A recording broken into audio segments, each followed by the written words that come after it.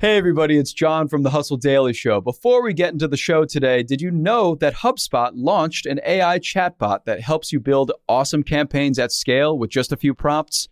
It's called Campaign Assistant, and it's a totally free-to-use AI tool made for marketers and business leaders who spend hours a day on content creation. Campaign Assistant will transform the way that you build marketing campaigns at scale. Craft personalized emails, ads, and landing pages in just a matter of minutes. Just pick the content type, add the key selling points, and let the AI take it from there. And the best part, it works seamlessly with all of HubSpot's marketing and sales tools to scale your output across email, social, and more. So AI your way into the most effective campaigns yet at HubSpot.com/campaign-assistant. Good morning, everyone. It's Wednesday, November 29th. I'm Mark Dent here with Rob Litterst, and this is the Hustle Daily Show.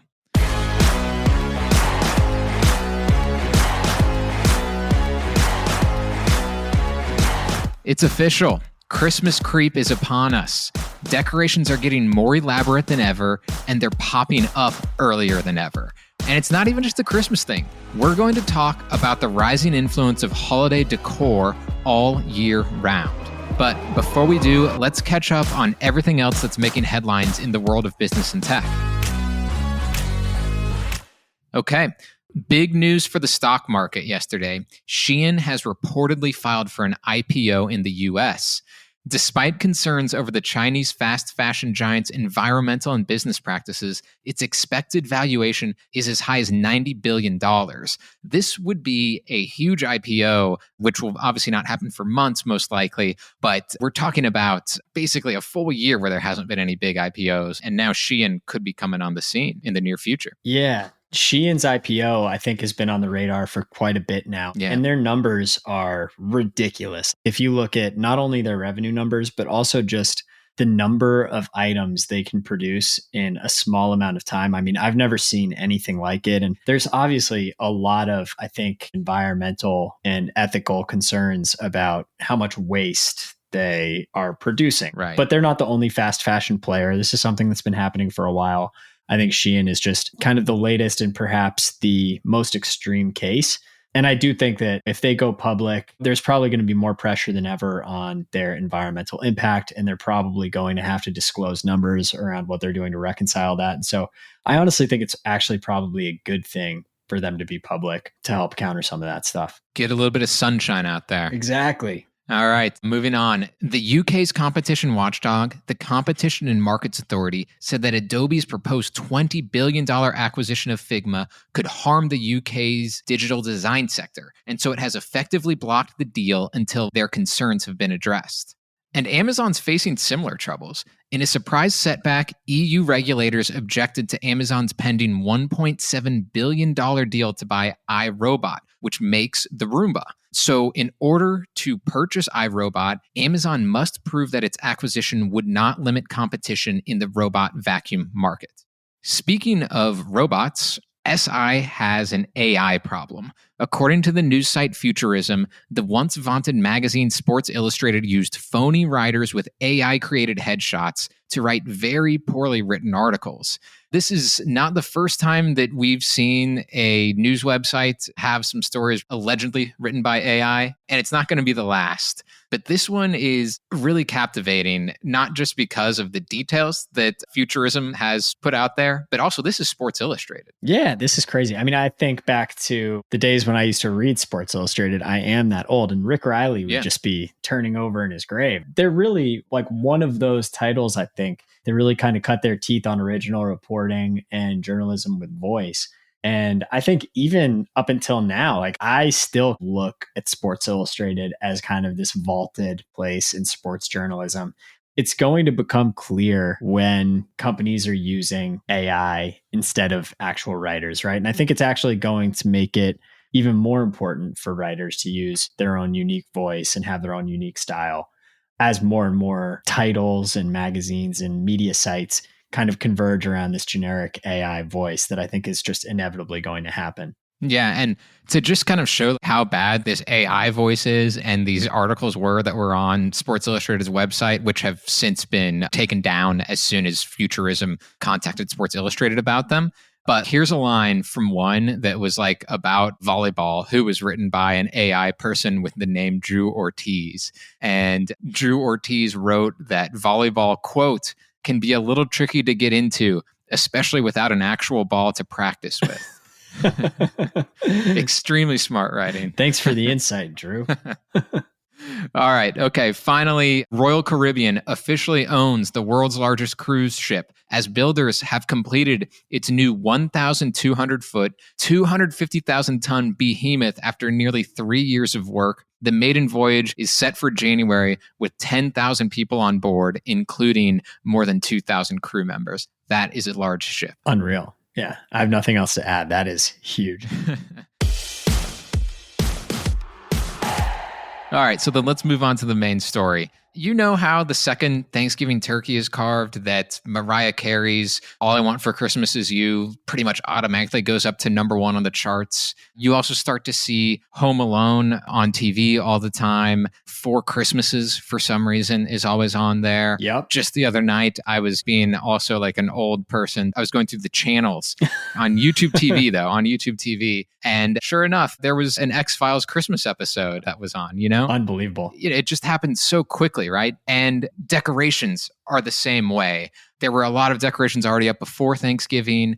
I'm seeing a lot more. You know, it's not just me though, right, Rob? Like there's some actual research going into this that's showing decorations are just kind of taking off harder and faster than ever. Oh, for sure. We, in my household, definitely decorate for the holidays. You know, we put some pumpkins out around October in preparation for Halloween. We throw wreaths outside for the Christmas season. And I think back in the day, that might pass as some solid enthusiasm for the holidays, but we are far behind most of our neighbors. Our neighbors go way further into decorating than we do. And it's cool to see data that kind of backs up that anecdotal evidence. So the National Retail Federation is forecasting that holiday spending will reach a record high this year, between $957 billion and $966 billion, which is either a 3% or 4% increase from 2022. So some big movement there. So why is this happening? So one of the primary reasons that people suspect this is happening actually goes back to COVID, when supply chain issues pushed many people to order their decorations earlier than usual. Okay. It seems, at least today, that cycle has stuck. The last few years, people have started ordering their decorations a lot earlier and have just been getting more into the holidays. And I could also just kind of see COVID and kind of being trapped inside and, you know, working from home, kind of pushing more and more people to kind of celebrate the holidays like that and just go all in on decorations and just look for something to kind of get excited and get outside about. Yeah, I totally remember when people, and this was of course during kind of the worst days of COVID 2-3 years ago, I just would see so many of like my friends posting on social media. It's like, it's dark and cold and I need something happy in my life. Right. And so they'd buy like $200 worth of Christmas lights or decorations and everything. Exactly.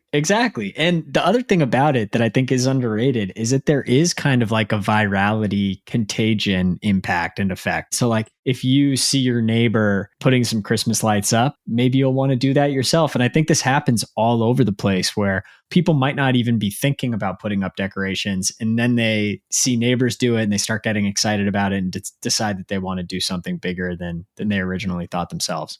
Yeah, and I feel like it's maybe also not only just your neighbors, but with social media as well. You're able to see that other people are putting some like massive inflatable or just some completely like gigantic decoration that you would maybe normally find tacky, or at least you fear that other people would find tacky. So you're like, well, if other people are doing it, then thank God I'm going to go do it now too. Totally. Because I think there's some of that going on.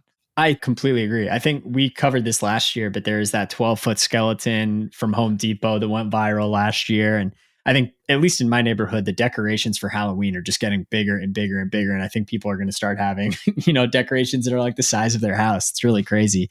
This year, there's an $180 jack-o'-lantern named Lewis that apparently captured the hearts and wallets of consumers, racking up over 55 million views on TikTok and selling out on Target's website. So it really kind of seems like these over-the-top decorations, there's no end in sight. People just love this stuff. And honestly, the spending backs it up. American consumers dropped an estimated $12.2 billion on Halloween decorations this year and spent an average of $108 each on the holiday, which is a record high. And honestly, that is just a wild amount of money to spend on decorations. Right. And that spending number that we had earlier of, I mean, nearly $1 trillion, $966 billion or so estimated, that includes a lot of different holiday spending. But that said, a large portion of Americans are planning to spend on decorations. I think it's a survey from Deloitte that showed 82% of respondents say they plan to spend on items like decorations this season. So it is going to be a sizable amount of money on decorations. Have you started buying any decorations, Rob? You know what? We literally just got our tree this past weekend. We typically get the tree right after Thanksgiving, so on schedule this year. And we also got a couple of wreaths. So we have a couple of wreaths going on outside. But honestly, beyond that, we don't go super hard with decorations for Christmas. We definitely decorate the inside of our house more. And my wife handles that. And we'll break out the Christmas tree decorations, the snowman decorations, and Santa and elves, which I'm sure will be vibrant and dancing all over our house in the next week. What about you? So I got married, a year and a half ago. Yes. And very smartly, I asked for a lot of Halloween and Christmas decorations as part of our wedding gifts. Amazing. So among the wedding gifts that we got, last year were a Christmas tree, 3 wreaths that we have outside, all kinds of Christmas lights. I asked for a witch that fits on a tree for Halloween, some various jack-o'-lantern type of things. So I've had my fill of decor for now and have not had to spend anything yet. Incredible. Those are amazing investments. The witch on a tree, I've seen that decoration and it is an absolute instant classic. That is great. I love it every single time I see those. They're very funny. I completely agree. Witch on the tree is the new classic for Halloween. Totally.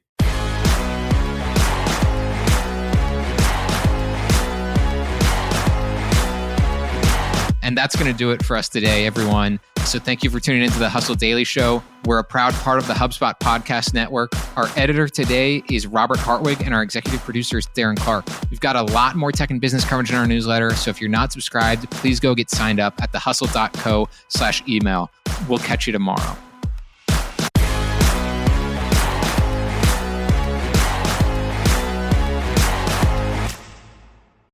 Let me tell you about a show that I've been loving lately. It's called Entrepreneurs on Fire. It's hosted by the incredible John Lee Dumas. It's available now on the HubSpot Podcast Network. Entrepreneurs on Fire stokes inspiration and shares strategies to fire up your entrepreneurial journey and create the life that you've always dreamed of. I'm a big fan of this podcast. It has energy, it has value, and it's all about learning about entrepreneurship. I was just listening to an episode the other day. JLD interviewed Jay Rogers, who was such a wealth of information. He kind of went into how entrepreneurship chooses you. You don't necessarily choose it, and that failure only happens when you stop trying to win. A lot of gems in this one. So I'd highly recommend checking out that particular episode along with the rest.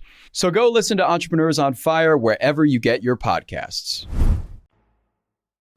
Hey guys, if you listen to the Hustle Daily Show on Google Podcasts, we want to let you know that the option will no longer be available pretty soon. Google is sunsetting its podcast app sometime in early 2024 in favor of YouTube Music, and we want to give you a heads up before it's too late, since that time's almost here. The Hustle Daily Show is available everywhere and anywhere that you listen to podcasts, like Apple Podcasts and Spotify. If you're using YouTube Music, we are there as well. If you're an Android fan, there are plenty of apps like Overcast, Pocket Casts, Player FM, and more. So just search for us wherever you decide to listen to your favorite podcasts.